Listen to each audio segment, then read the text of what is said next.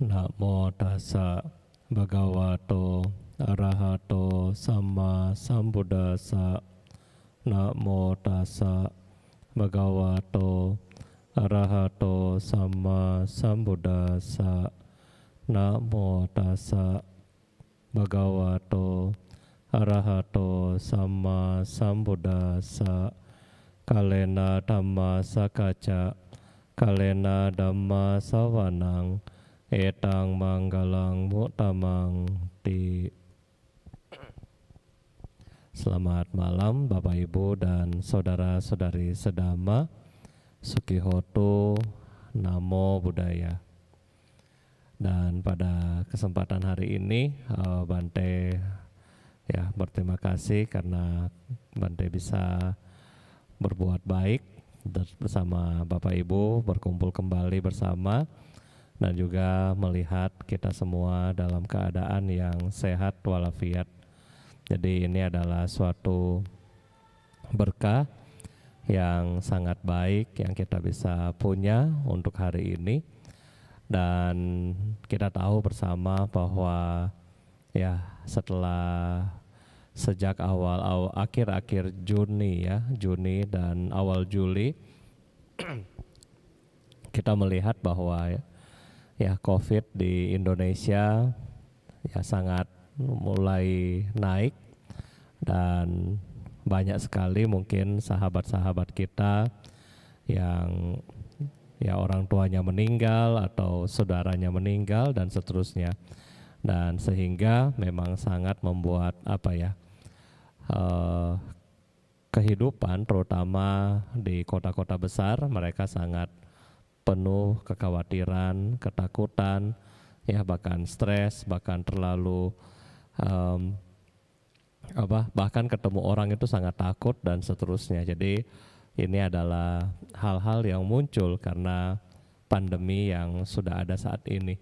Nah, sehingga bagaimana sikap kita sebagai umat Buddha menyikapi ini semua Sama Bapak Ibu, waktu sekarang Bante dari tanggal 2 Juli, Bante sudah di Manado. Jadi selama di sini kita juga usahakan untuk mendoakan sahabat-sahabat kita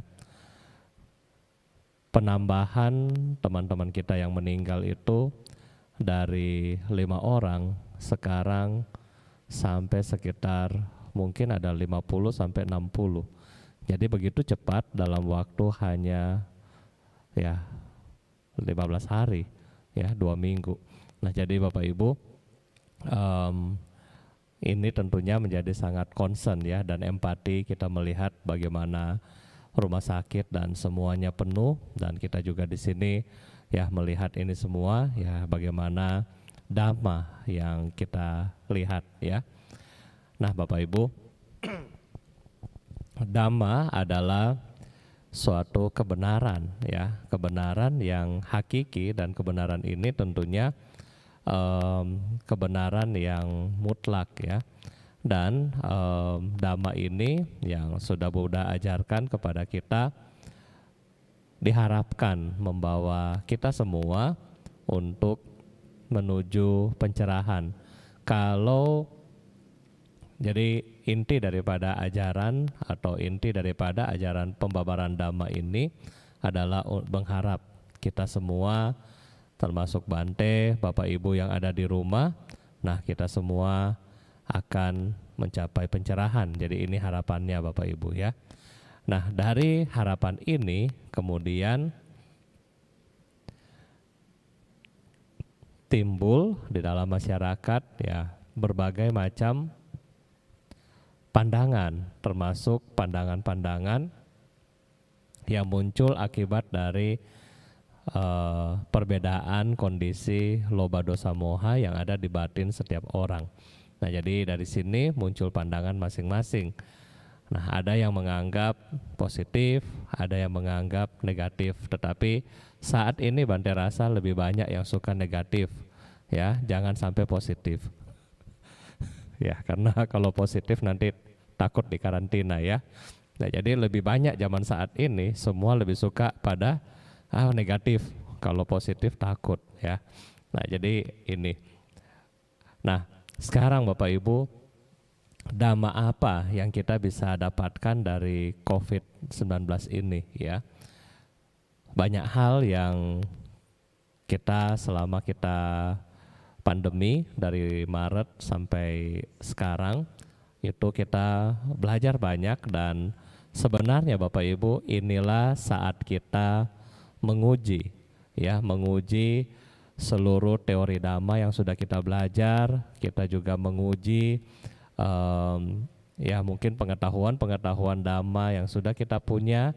Nah, disinilah kita menguji, karena Bandera yakin siapapun yang melewati ujian ini, maka mereka bisa bertahan untuk di masa berikutnya. Tetapi bagi yang tidak bisa melewati ujian, tentunya mereka akan meninggalkan kita semua di saat ini. Apa ujian-ujian ini, Bante? Yang pertama adalah ujian bagaimana kita berpuas diri. Bagaimana kita berpuas diri.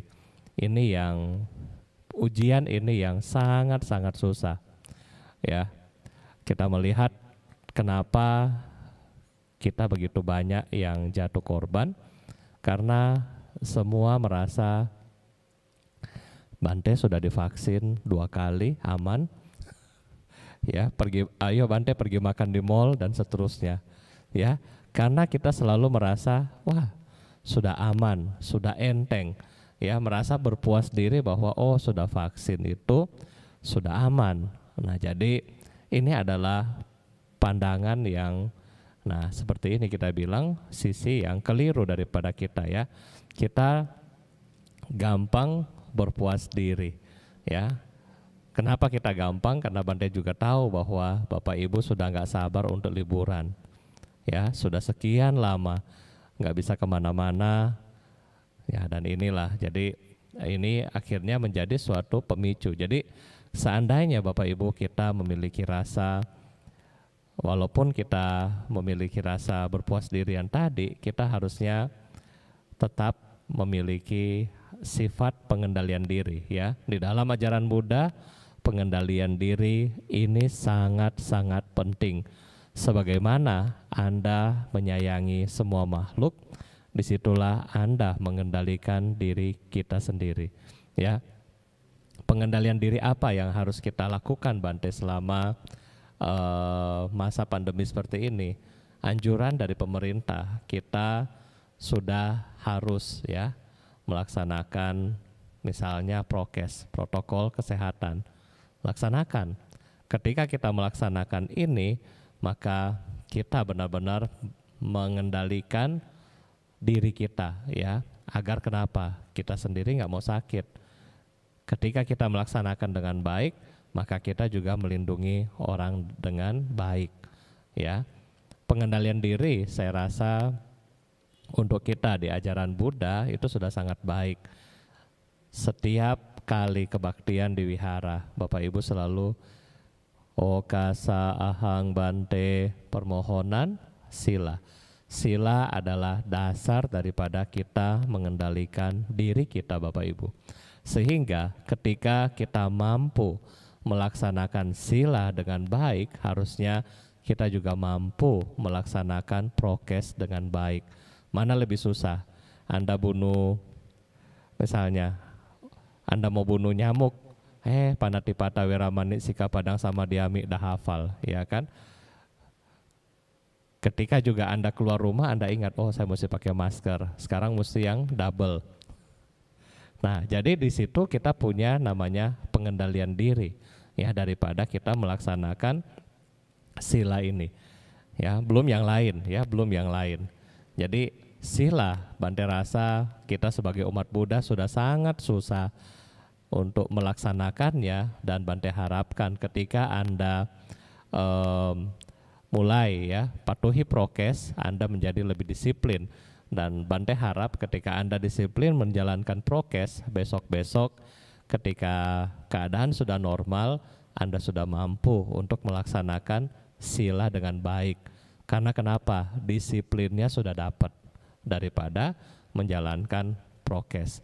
Karena kita takut sakit, jadi kita takut untuk tidak menjalankan prokes. Sama Bapak Ibu, ketika kita takut bahwa kita punya kelahiran yang akan datang, akan jatuh di alam-alam yang tidak baik, maka kita juga berusaha untuk tidak lalai menjalankan sila.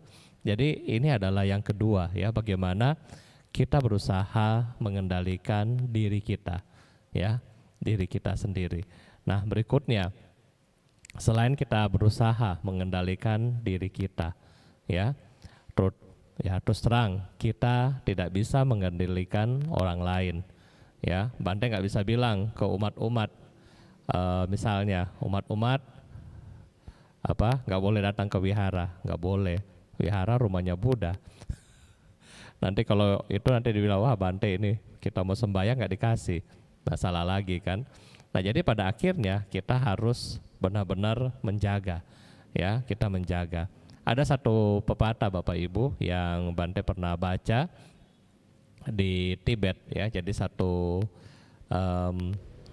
murid ini dia berkata kepada gurunya, kalau seandainya guru, saya mau ya pergi berkeliling ke tempat-tempat yang lain, saya mau dengan satu harapan, yaitu apa? Harapan saya adalah semoga semua batu-batu yang ada di Tibet, semua semak belukar yang ada di Tibet, semua mungkin yang tanah-tanda tandus yang berpasir dan seterusnya ada di Tibet, semoga mereka semua menjadi seperti permadani ya, sehingga ketika saya jalan, semua yang saya tapaki itu, yang saya jalani itu adalah tempatnya sudah bagus. Kemudian guru yang bijaksana bilang kepada muridnya ya, kenapa kamu harus menunggu hal yang tidak mungkin? Bukankah ketika kamu pakai sendal atau kamu pakai sepatu, kamu bisa melewati itu semua? Nah, jadi di sini kita kembali kepada pengendalian diri, harus mulai daripada diri kita sendiri. Tidak mungkin kita berupaya untuk mengendalikan semua orang ya. Jadi dari kita sendiri. Ketika kita sadar bahwa benefit daripada menjalankan prokes untuk diri kita sendiri, maka kita sendiri yang harus melaksanakannya ya. Berikutnya Bapak Ibu, setelah mengendalikan diri, bagaimana di saat ini kita mulai berpikir kembali yang positif. Ingat, berpikir yang positif, bukan hasil yang positif.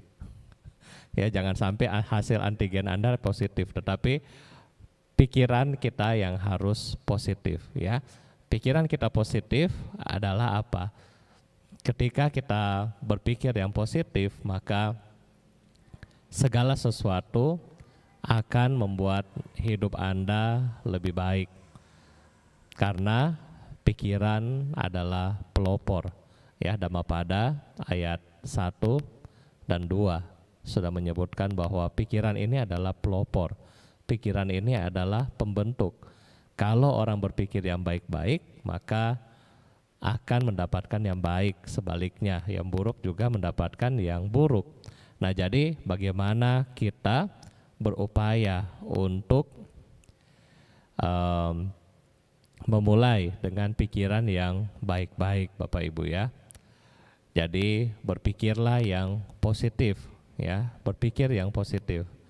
Apapun yang kita punya di dalam hidup ini, itu adalah hasil dari karma kita. Sehingga hasilnya baik atau buruk, itu adalah hasil yang pantas kita bilang kita syukuri ya. Jadi berpikir yang positif di sini, kita jangan mudah stres, jangan mudah ketakutan, jangan mudah panik ya, jangan mudah kadang-kadang orang bilang Kalau sekarang kita mungkin keadaan yang sangat-sangat panik ya, sangat penuh ketakutan dan seterusnya. Ketika Anda berpikir positif, maka imun daripada tubuh kita juga akan lebih baik ya. Imun di dalam tubuh kita akan lebih baik.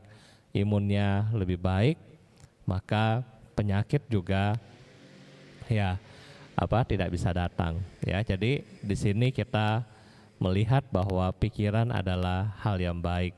Dan kadang-kadang ketika kita melihat orang-orang yang sakit, kenapa mereka sakit? Karena kebanyakan ya sudah ini ya, maksudnya pikirannya terlalu negatif, dan kadang-kadang mereka jadi pada sakit seperti itu. Nah, berikutnya Bapak Ibu adalah kita perlu batin juga yang bersyukur ya. Umat Buddha jarang bersyukur. Kita perlu bersyukur, kita bilang santuti ya. Kita perlu santuti atau rasa bersyukur. Apapun yang Anda nikmati, apapun yang kita punya, kita bersyukur ya. Bersyukur, bersyukur dikasih work from home, bersyukur ya. Bersyukur menjadi guru di rumah. Buat emak-emak yang punya anak-anak kecil, bersyukur ya bisa jaga anak-anaknya ya. Biasanya kan emak-emak taunya pokoknya jam 7 pagi sampai jam 4 sore adalah waktu yang merdeka ya. Mau ke salon, mau ke mall, mau ke bioskop, mau kemana begitu ya emak-emak ya, arisan. Tetapi sekarang bersyukur ya 24 jam dengan anak di rumah ya. Bersyukur. Biasanya kan emak-emak juga komplain kan, kenapa sih guru ini guru bilang anak saya nakal. Nah, sekarang bersyukur, benar nggak nakal tuh anak. Nah, jadi dengan cara ini kita beban pikiran dari Bapak Ibu itu nggak banyak ya, nggak banyak. Kalau kita kurang bersyukur ya, sudah penuh ketakutan, kurang lagi bersyukur ya, sudah di luar ini sudah mempengaruhi kita punya pikiran. Terus dari dalam kita weak, pikiran kita, batin kita lemah di dalam bersyukur. Nah, ini susah buat kita ya. Inilah yang menjadi stres. Bante kasih contoh, jangankan COVID ya, jangankan COVID, kita nggak berpikir COVID. Misalnya di luar pikiran kita ya, misalnya contoh, di luar pikiran Anda, misalnya lagi ngetren, misalnya lagi ngetren pada misalnya ya, pada pakai handphone Samsung misalnya. Wah, teman kita pakai, teman si A ini pakai dan seterusnya. Kemudian di dalam batin kita juga pengen ya, kalau nggak pakai nanti saya minder, kalau nggak pakai nanti saya dikatain, kamu nggak bisa gaya, kamu nggak bisa menikmati hidup dan seterusnya. Jadi pada ujung-ujungnya juga pengen ya, tetapi stres. Kenapa stres? Karena nggak punya kemampuan untuk itu. Nah, ini baru contoh, baru dari handphone ya, belum yang lain Bapak Ibu ya, belum yang lain. Nah, makanya ketika kita punya rasa bersyukur di sini, apapun yang Anda punya itu Anda akan lebih bahagia. Dulu waktu Bante masih kecil ya, kalau di Manado, di belakang rumah kan dulu banyak tetangga yang mereka masih nelayan ya, masih melaut.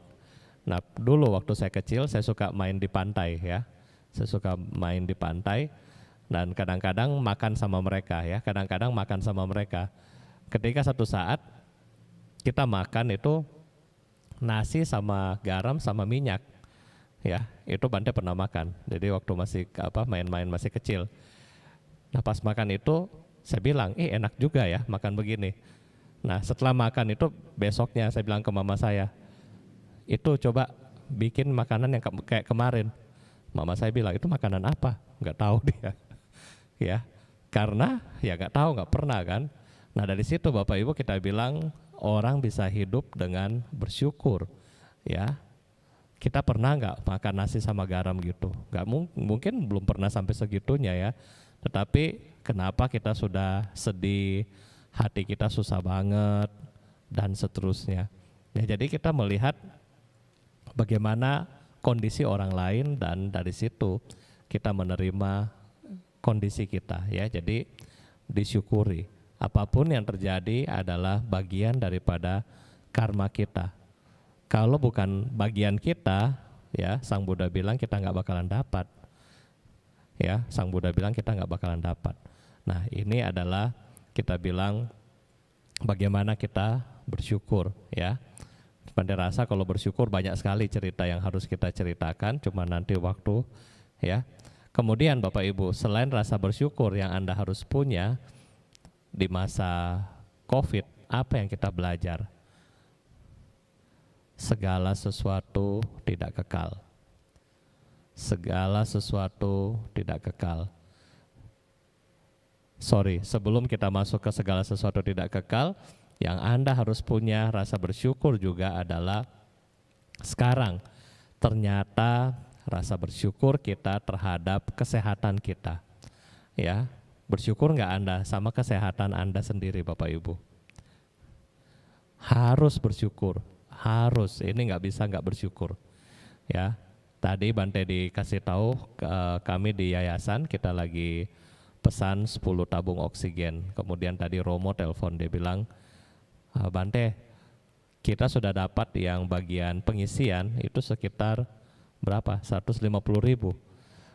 Cuma bisa pakai 2 hari, ya. Jadi Bapak Ibu, selama seumur hidup kita bayangkan. Kalau 1 hari, Bante orang ekonomi, 1 hari 75.000.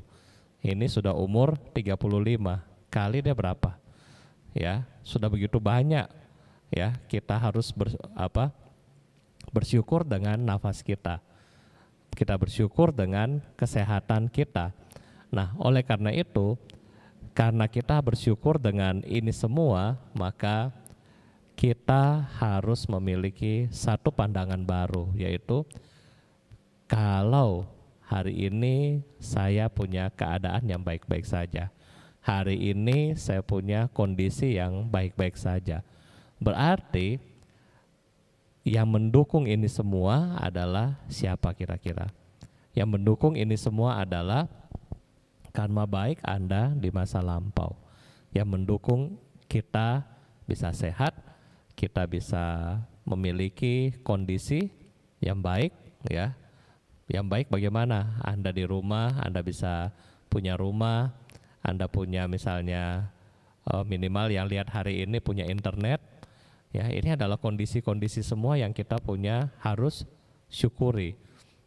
Nah, jadi ketika kita ingin mendapatkan kondisi seperti ini, bahkan lebih, maka kita sebagai umat Buddha kita perlu praktek Dhamma. Ya, jadi ketika rasa bersyukur menjadi kuat, kemudian kita menjadi suatu tekad baru, ya, tekad baru untuk melaksanakan Dhamma, ya. Kita punya tekad untuk melaksanakan Dhamma ini. Nah, setelah kita bertekad untuk melaksanakan Dhamma, kemudian kita menyadari bahwa segala sesuatu yang terjadi saat ini adalah tidak kekal, ya. Mungkin Bapak Ibu juga lihat status teman masing-masing dan seterusnya. Biar Bante juga, ya, melihat ketidakkekalan ini sangat-sangat dekat. Kadang-kadang Bante tolong doakan saya, ya sudah doakan, berapa hari kemudian sudah nggak ada kabar, ya ternyata dapat dari teman lainnya, Bante yang si ini sudah nggak ada. Ya, makanya jadi 10 yang minta doa, 50% jalan, 50% masih di rumah sakit. Nah, jadi ya ini kita melihat bahwa ketidakkekalan di dalam hidup kita Bapak Ibu, ya. Siapapun, kondisi apapun, Anda kita sebagai rohaniawan juga bisa sakit, yang sebagai pejabat juga bisa sakit, bisa meninggal, umat biasa juga, direktur juga bisa sakit, bisa meninggal, kemarin juga kita sedih banget, Pak Arif ya, yang punya pabrik oksigen juga, ya beliau juga meninggalkan kita semua.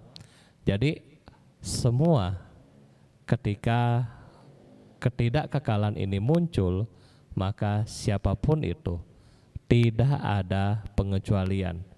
Siapapun itu, apapun statusnya, berapapun hartanya, ya, berapa banyak pun minum vitamin, berapa banyak pun minum obat, tetap ketika waktunya dia akan mengalami ketidakkekalan. Semua dari kita akan mengalami ketidakkekalan.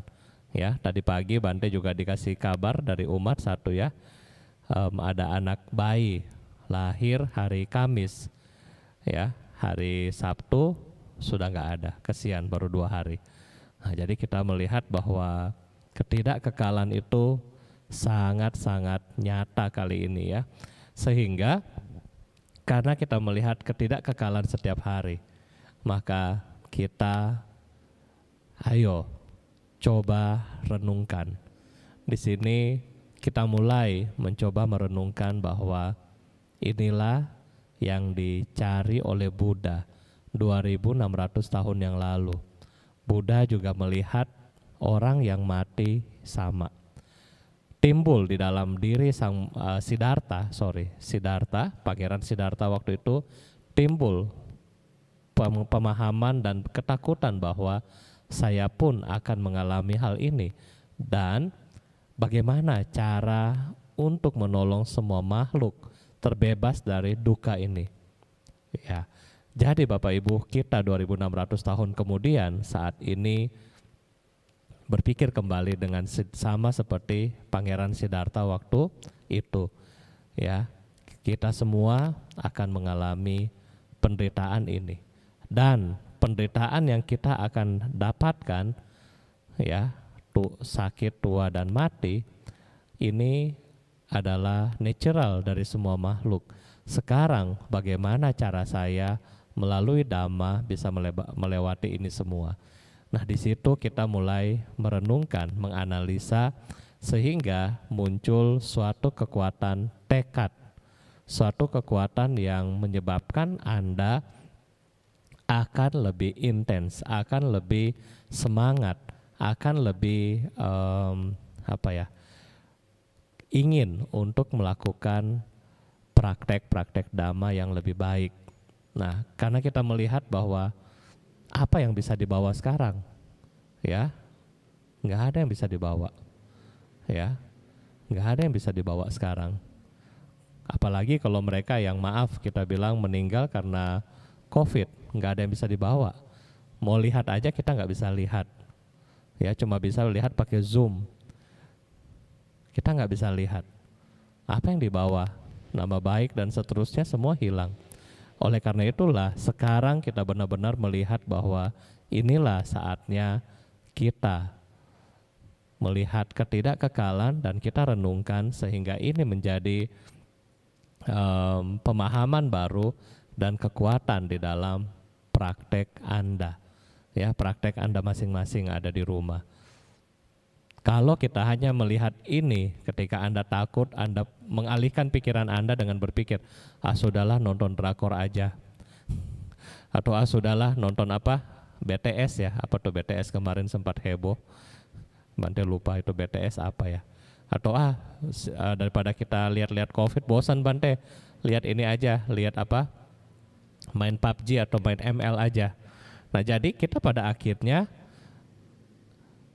sudah melihat natural daripada semua fenomena, tetapi kita malah mengalihkan ke hal-hal yang ya sifatnya hanya menutupi kebenaran yang hakiki. Ya, kita merasa bahwa ya sudahlah, ini kan COVID ya COVID, tetapi saya mau main game. Jadi pada akhirnya kita tidak dapat menembus yang namanya kebenaran yang nyata, ya. Ketika Bapak Ibu bisa melihat kebenaran yang nyata, maka Bapak Ibu bisa memiliki tekad untuk lebih rajin untuk mempraktekkan Dhamma, ya. Termasuk lebih rajin bikin PR, ya. Bante sudah ulang-ulang untuk di Dhamma Sukha bikin PR, nggak tahu masih bikin nggak nih, Ya, jadi harus di situ. Nah, kemudian Bapak Ibu, setelah Anda melihat namanya ketidakkekalan ini, yang berikutnya adalah setelah Anda menganalisa, iya ya Bante bilang tadi, segala sesuatu nggak kekal. Tetangga di kiri kena, tetangga di kanan kena, yang di belakang juga kena. Aduh, bagaimana ini ya? Yang di atas juga kena kalau rumahnya di apartemen. Bagaimana ini? Nah, setelah Anda memiliki ketakutan dan Anda mengubah ketakutan Anda menjadi kekuatan untuk praktek Dhamma, selanjutnya perenungan yang berikutnya yang penting adalah bagaimana melihat samsara ini. Ya, samsara ini yang kita harus lihat adalah samsara yang penderitaan tiada akhir. Ya, kalau saya misalnya, jangan Anda deh, Bante deh. Kalau saya mati, saya meninggal, saya lahir di mana? Ini kita sudah mesti pikirkan, ya, karena pikiran kematian itu pasti. Betul nggak? Kematian itu pasti, ya. Jadi kita pikir, setelah saya mati saya mau kemana? Ya. Kalau sekarang Bante masih berpikir, kapan saya balik Jakarta?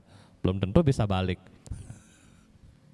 Karena anytime bisa meninggal. Nah sekarang, kalau meninggal itu kemana? Kita juga nggak tahu, nggak yakin, ya. Nah setelah kita tidak tahu ini mau kemana, berarti kita akan berada di dalam fenomena yang namanya samsara, lingkaran yang tanpa akhir. Sehingga kalau lingkaran tanpa akhir ini akan berakibat apa? Akan berakibat pada kita ya mengalami lahir, tua, sakit dan mati, ulang di situ, ya. Jadi kalau Bapak Ibu takut sama COVID sekarang, ya takut sama varian-varian COVID sekarang, maka harus ditakutkan pula kalau kita lahir nanti jadi manusia misalnya 100 tahun yang akan datang, nanti ada COVID jenis apa kita nggak tahu lagi. Takut nggak? Takut. Kalau takut jangan perpanjang masa kelahiran di alam samsara, tetapi berusahalah praktek dhamala sehingga apa? Sehingga Anda cepat-cepat ya memiliki bakat, memiliki kekuatan untuk merealisasi tingkat-tingkat pencerahan. Ya, apakah Anda akan masuk ke dalam jalan bodhisatwa atau jalan arahat? Ini pilihan kita masing-masing. Tetapi untuk memilih ini kita harus merenungkan yang samsara. Aduh, iya ya, nanti saya lahir kembali jadi manusia. Nanti nggak tahu ada, mungkin kalau ini COVID-19 mungkin nanti ada COVID mungkin COVID-nya sudah lebih banyak atau varian yang apa yang kita nggak tahu nanti. Ya itu. Nah sehingga ketika kita berpikir seperti ini, ya akan memperkuat juga samvega, perenungan kita bagaimana kita berusaha untuk mempraktekkan dhamma, ya mempraktekkan dhamma. Dan setelah kita punya dua ini Bapak Ibu yang sudah penting, mulailah dengan semangat, ya kalau bisa punya tekad, sudah punya ketakutan terhadap samsara dan ketidakkekalan, dan sekarang mulailah praktek, ya semangat. Kalau kata siapa Pak Sandi, gaspol, ya ayo mulai semangat untuk mempraktekkan dhamma. Bante, dhamma apa yang harus kita lakukan di rumah? Bikin PR, ya Bante sudah cerita mungkin 4 tahun lalu di Dhamma Sukha, bikin PR. Selain bikin PR, Anda bisa melakukan kegiatan yang banyak di rumah, ya. Nianfo, baca parita. Anda mau liamkeng silahkan. Waktunya bagaimana Bante? Waktunya bebas, ya. Anda punya waktu di jam berapa, lakukan. Jadi di sini pelan-pelan Bapak Ibu akan memiliki kebijaksanaan. Daripada saya nonton drama Korea, mendingan saya baca parita. Daripada saya main game, Mendingan saya Nenvo misalnya. Tetapi Bante yakin Nenvonya pasti kalah dengan game. Ya, jadi ini yang kita harus lakukan. Jadi kita membuat habit yang baru, membuat habit ya, membuat kebiasaan ya, kebiasaan yang baru, bangun kebiasaan yang baru. Untuk membangun kebiasaan yang baru perlu semangat, ya semangat. Anda sudah semangat, oh bangun pagi, ikut kebaktian misalnya, ya kebaktian pagi sudah beberapa wihara bikin, Anda bisa ikut di mana saja. Nah malam jam 7, pokoknya waktu ikut acara di Damasuka jam 7, ikut. Jadi sudah pasti, jadi sudah punya satu patokan waktu, ya. Oh Bante waktu kosong mau ngapain? Baca buku Dhamma. Bante waktu kosong mau ngapain? Meditasi. Tetapi susah kan meditasi. Nah jadi salah satu tips ketika Anda susah bermeditasi di rumah, Anda bisa mengerjakan sesuatu dengan konsentrasi. Misalnya Anda ngepel. Anda ngepel dengan konsentrasi ya. Tetapi jangan Anda ngepel begini, kiri, misalnya ini Anda ngepel ya, kiri, kanan, itu 2 jam nggak selesai. Maksud Bante adalah ketika Anda sedang mengepel, Anda sadari bahwa Anda sedang ngepel. Cuma itu. Jangan Anda sedang ngepel sambil pegang handphone, ya. Jadi kalau ketika Anda ngepel, Anda sadari Anda sedang ngepel. Jangan lakukan aktivitas yang lain. Selesaikan satu, masuk ke satu. Ini adalah bagaimana kita belajar menjadi fokus. Ketika Bapak Ibu sedang melipat pakaian atau melipat mungkin selimut dan seterusnya, Anda sadari Anda sedang melipat. Ketika Anda sedang makan, Anda juga sadari Anda sedang makan. Nah jadi dari sini adalah praktek-praktek Dhamma yang bisa kita lakukan daily life ya. Dulu waktu kami di Wihara Hutan, kami dikasih begitu banyak pekerjaan, tetapi pekerjaan ini dilaksanakan dengan sati ya. Ketika kita nyapu, kalau bisa jangan banyak bicara, nyapu ya, memperhatikan arah sapu, mata kemana, telinga dengar suara sapu, lihat kemana itu. Nah jadi cara-cara seperti ini Anda bisa coba ya, ketika Anda nyuci, ketika Anda motong sayur dan seterusnya.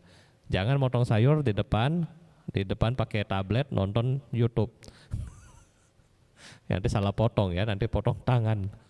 Nah jadi seperti itu, kita konsentrasi di dalam pekerjaan itu sudah sangat-sangat baik ya.